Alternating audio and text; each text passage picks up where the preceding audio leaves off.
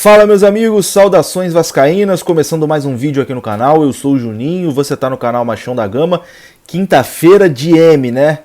Que quinta-feira de M, foi difícil dormir essa noite, foi, cara, remoendo ali, complicado, pensando, fazendo contas, vendo o que pode acontecer, o que dá pra gente fazer pra escapar dessa situação, né? Que cada vez mais vai ficando mais preocupante. Inacreditável, a atuação do Vasco ontem foi assustadora e mostra que muitos jogadores ali não têm a mínima condição de ser jogador do Vasco.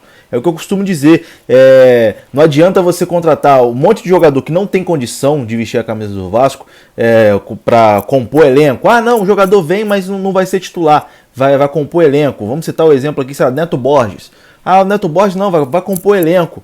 Mas uma hora o cara tá ali, uma hora vai precisar jogar, uma hora acaba jogando. E quando joga é isso aí, atuação patética do Neto Borges. Ele faz a gente sentir saudade do Henrique. Como eu disse ontem no pós-jogo, o Neto Borges, se a gente coloca o Ramon Mota, lateral esquerdo que se aposentou recentemente, sem os dois joelhos, né, sem os ligamentos dos joelhos ali, que ele inclusive encerrou a carreira por conta disso, o Ramon é muito mais jogador do que, mesmo lesionado, é muito mais jogador do que o Neto Borges. É inacreditável o Neto Borges ser jogador de futebol de uma instituição como o Vasco da Gama. Aliás, tem muitos ali que pelo amor de Deus, né, já estão fazendo hora extra aí nesse time do Vasco.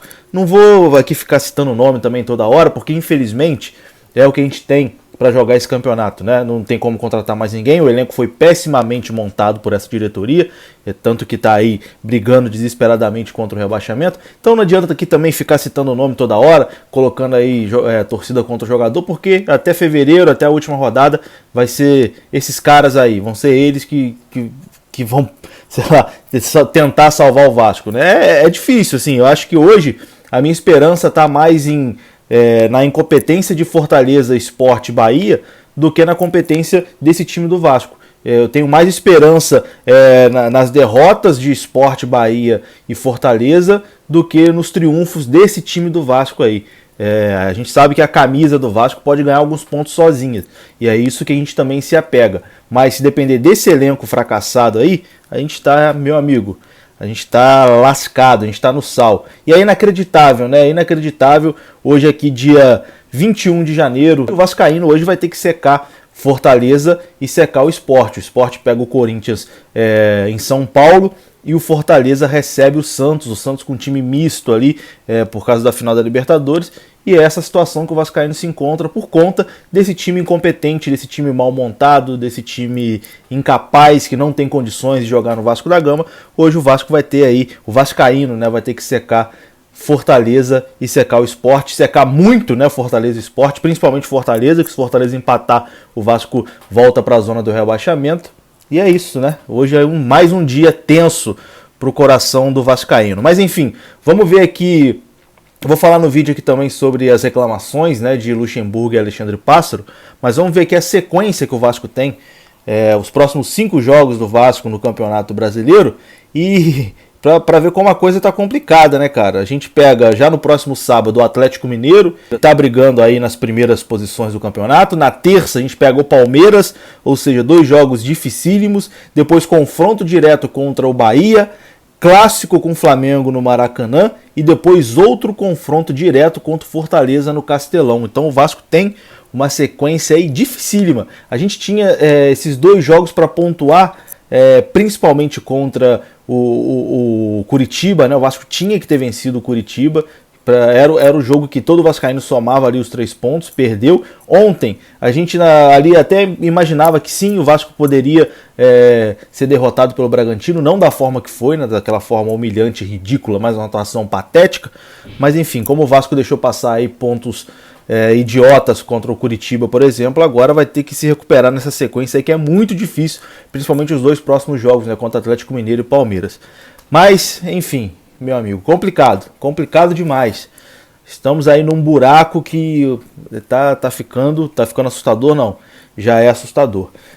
Ontem, Luxemburgo e Alexandre Pássaro reclamaram bastante da arbitragem do Voaden, principalmente reclamando do lance do 3º gol do Bragantino, né, numa falta em cima do Andrei, que na minha opinião realmente foi falta em cima do Andrei, mas aqui não eximo de culpa o Andrei não, que foi cabaço, usando a palavra que ele foi cabaço, se enrolou toda ali com a bola. Poderia ter feito simples, domina, toca pro lado, mas não, se enrolou toda ali com a bola.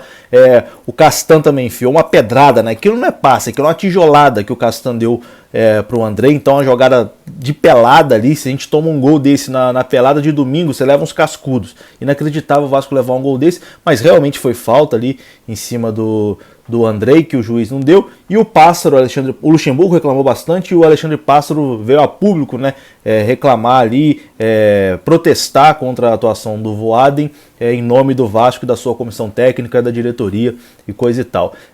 Já adianto aqui que, na minha opinião, não tem que colocar a culpa na arbitragem, porque a atuação do Vasco foi completamente patética, mas eu entendo o que fez o Alexandre Pássaro. É reclamar ali para jogar aquela pressão no árbitro que for apitar o próximo jogo do Vasco. A gente sabe que no Brasil funciona assim, né? Você pressiona o árbitro do próximo jogo para, na dúvida, ele marcar a favor de você. Então faz parte também da política do futebol o que fez o Alexandre Pássaro. Então coloca aí o que disse o Pássaro, desabafo, né, ali, a forma como ele protestou da atuação de Leandro Voaden. Mas venho aqui, em nome da diretoria do Vasco, em nome dos atletas, em nome do professor Vanderlei Luxemburgo, repudiar a atuação da arbitragem na partida de hoje.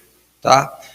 Eu gostaria de entender, eu gostaria que alguém pudesse perguntar ao Voaden como ele pode dar uma falta que origina o segundo gol do Bragantino, uma falta onde na linha de fundo o jogador cava uma bola por cima de dois jogadores nossos, tá?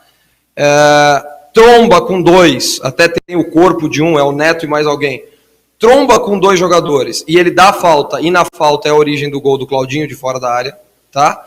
E como ele não pode dar essa falta do Andrei no terceiro gol. Não estamos aqui, que fique muito claro, não estamos justificando performance, justificando o resultado, justificando o nosso momento, justificando nossa posição na tabela. Nós estamos exigindo que a arbitragem, comandada hoje pelo Leandro Gaciba, que há muito tempo não se vê, que ela tenha o mesmo nível de cobrança, de exigência, de profissionalismo que nos é exigido por todos. E não é isso que tem acontecido. Então o que aconteceu hoje, o terceiro gol, e ele nem foi ver o VAR, as faltas do Carlinhos, logo antes, é um exemplo que o Vanderlei muito bem deu, mas este lance clássico do segundo gol deles é um exemplo crasso de diferentes interpretações. Até o quarto gol deles, a falta que eles deram. Então, aí depois tomamos um gol aos 40, um gol aos 47. Em um momento onde estávamos melhor no jogo, ninguém está dizendo que se não tem o gol, a gente empatar o jogo ou virar o jogo. Ninguém está dizendo isso. Está dizendo que o jogo não pode ser decidido assim. E o jogo hoje foi decidido assim. Como tantos e tantos outros no campeonato. Não digo aqui que é um complô contra o Vasco, um prejuízo de nada ao Vasco. Todos os clubes do Campeonato Brasileiro já foram prejudicados, se não por esse árbitro, por outro. E o que aconteceu foi isso. Então eu não posso me furtar de vir aqui hoje, de colocar esse nosso repúdio, essa nossa indignação frente ao que aconteceu hoje, né? Se a gente pegar o ano passado, por exemplo, ou retrasado, não lembro, numa decisão aí de Série B ou Série C, o pênalti que ele deu num jogo Paysandu e Náutico, se eu não me engano, onde um subiu, o outro não subiu, pega os dois critérios, como é que o árbitro dá uma falta daquela e não dá hoje? Então, a gente sabe que ele apita do estilo, mas nós estamos no Brasil, nós estamos no Campeonato Brasileiro, e é assim que a gente tem, a gente não pode ter tão diferentes critérios. Sábado vai apitar um árbitro ótimo, que já apitou semifinal e final de Libertadores, Wilton Pereira Sampaio, ótimo árbitro. O problema não é esse, o problema é que ele apita de um jeito, o Voaden apita de outro, o Flávio apitou de outro na semana passada, o Klaus apitou de outro na outra semana, então a gente precisa ter uma linha, para não acontecer o que aconteceu hoje.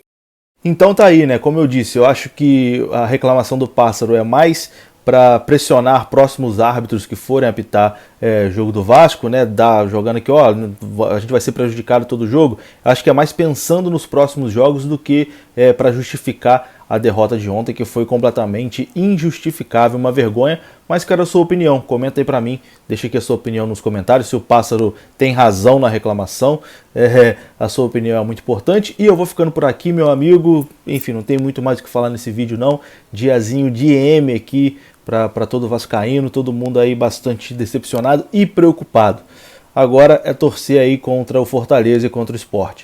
Um grande abraço. Bom, se você gosta do meu trabalho, deixa aí o like é importante. Eu sei que não é nem momento para pedir like, mas ajuda o canal aí a crescer um pouco mais. Tamo junto, um abraço, saudações vascaínas, até a próxima, fui!